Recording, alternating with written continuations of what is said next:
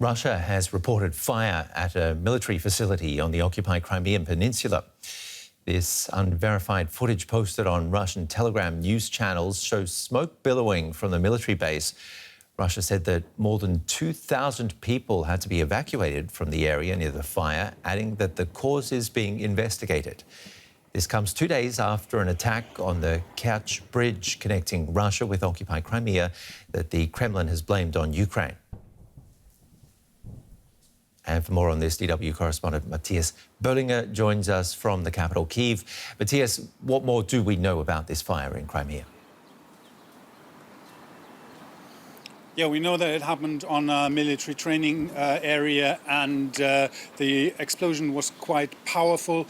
It seems to have been a stockpile of ammunition because on the footage that we've seen from there, we see constant explosions within the fire and fireballs popping out of the flames.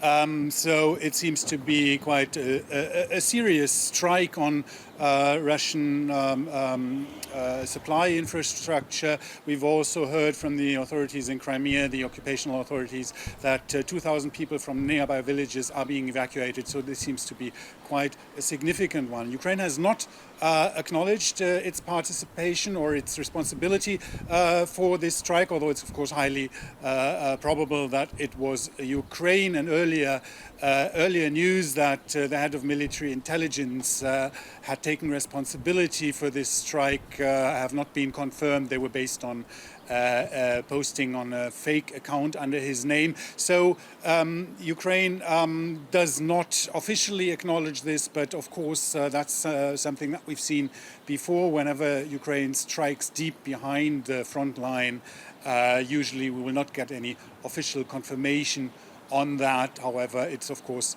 fully in line with Ukraine, with what Ukraine is trying to do there, and that is to disrupt the supply lines. Matthias, can you also bring us up to date on these reports of new overnight strikes from Russia, including on Ukraine's Odessa port?